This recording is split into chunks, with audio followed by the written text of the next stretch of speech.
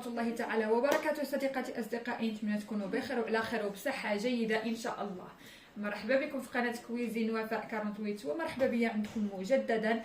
عواشركم مبروك، تدخل لكم بالصحة وبالسلامة وباش كتمناو إن شاء الله. فيديو اليوم غادي نقدم معكم إن شاء الله بحول الله حرشة مالحة بمقادير جد بسيطة واللي كتجي رائعة وهشيشة كتذوب في الفم. خليكم معايا تعرفوا على المقادير. بالنسبه للمقادير غادي نحتاجوا كميه السميد شحال ما بغيتو، يعني نتوما وشحال باغيين الكميه ديال الحرشه. يعني انايا هنا درت 3 كيسان، ما رانيش عابره شحال.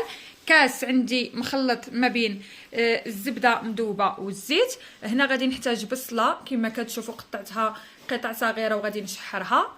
عندي زيتون اسود قطعته قطع صغيره، فرماج مبشور، طون هنايا استعمل 2 بواطات نتاع الطون. كذلك هنايا عندي الزعتر، حبه كحله ومليحه. خليكم معايا تعرفوا على الطريقه. اول حاجه غادي نبداو بها هي البصله. غادي نوضعها فوق النار وغادي نخليها تشحر. غادي ندير سميده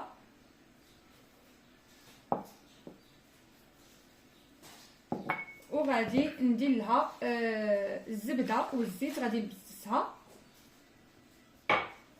وغادي نخليها على جنب بلا ما تشحرت البصل.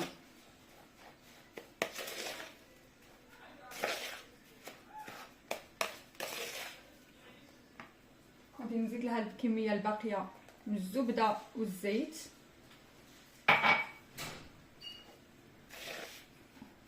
ونخليو هاد الحريشه تبسس على خطرها.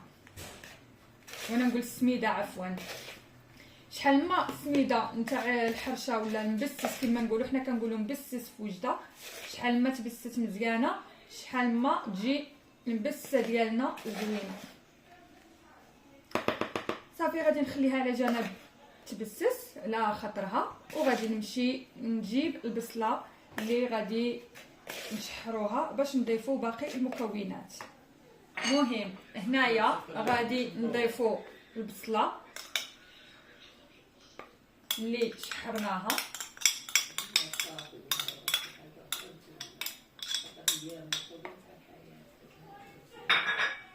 غادي نضيفوا الزيتون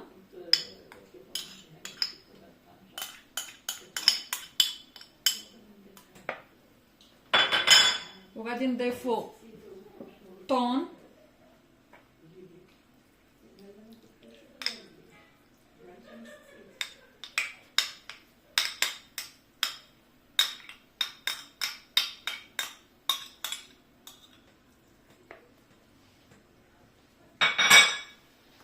الملح. ما نكتروش بزاف لحقاش الطون مالح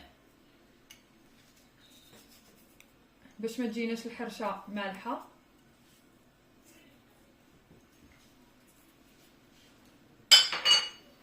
غادي ندير حبه كحله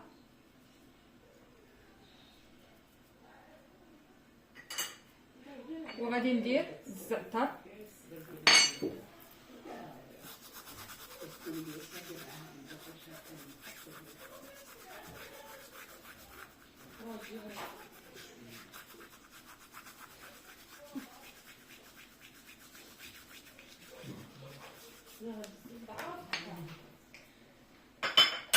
صافي. وغادي نخلطوا هذا الشيء.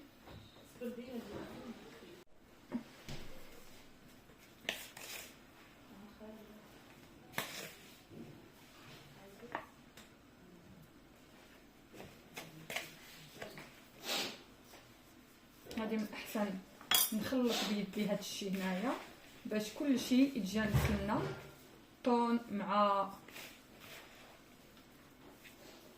الزيتون مع البصله. صراحه هاد الوصفه كتستحق كما نقولوا نجربوها.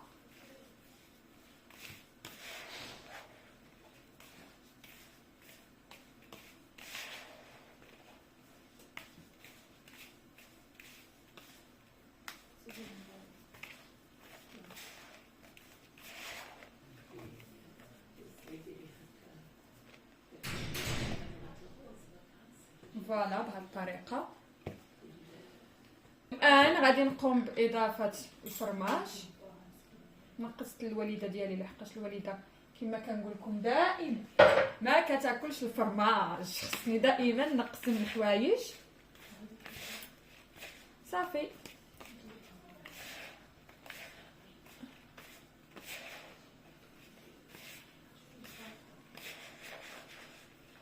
اللي ما بغاش يدير البصله ما يديرش، ماشي اوبليجي. سمحوا لي الكروسه ديالي راه تزيد بيا مانيش دايره لها الفران.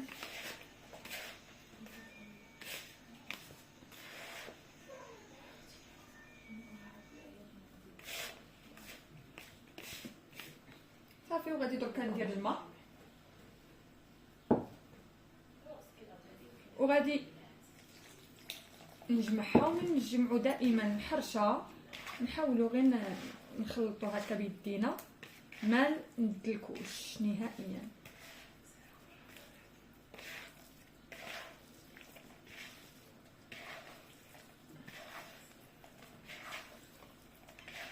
نبقاو نجمعوا غير بشويه بحال اللي نديروها على شكل كره.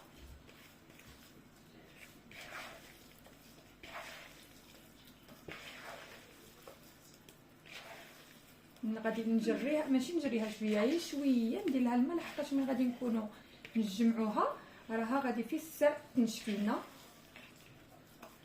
صافي بهاد الطريقه كما كتشوفوا.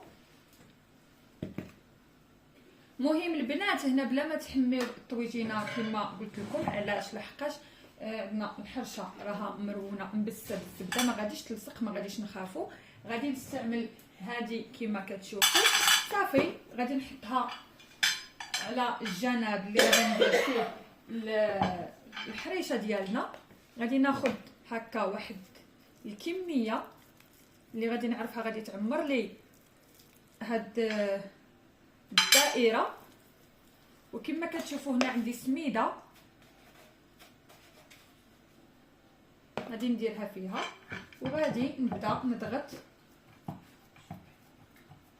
على الحرشه هنا بهاد الطريقه تنكمل جميع الكميه نتاع الحرشه اللي عندي. فوالا كما كتشوفوا غادي عاوتاني نرفد دائره اخرى.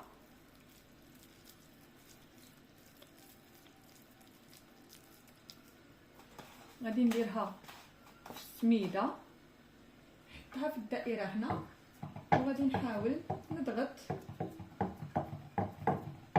علاش قلت لكم فاش نرونوها ما نخليوهاش قاصحه بزاف، تجرى شويه بالماء لحقاش اصلا غادي تنشف مع السميده باش تعطينا الطول في الدائره هنا.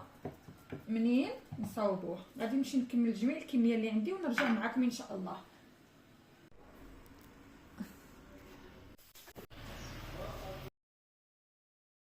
صديقاتي اصدقائي، ها هي الحرشه ديالنا كتجي رائعه وبنينه وزوينه وهشيشه. نتمنى تنال الاعجاب ديالكم، نتمنى تجربوها وتخليوا لي الاراء ديالكم في التعليقات. الناس اللي اول مره اكتشفت القناه ديالي ما تنساش تضغط على زر الاشتراك وتفعل الجرس هكا باش يوصلكم اي جديد نحطه في القناه. والناس اللي دائما متبعيني وداعميني ما تنساوش تلايكيو لا فيديو وتبارطاجيوه مع لي زامي ديالكم. نقول لكم نتلاقاو في فيديو اخر مع وصفه جديده باذن الله. تهلاو في راسكم، بيزويات.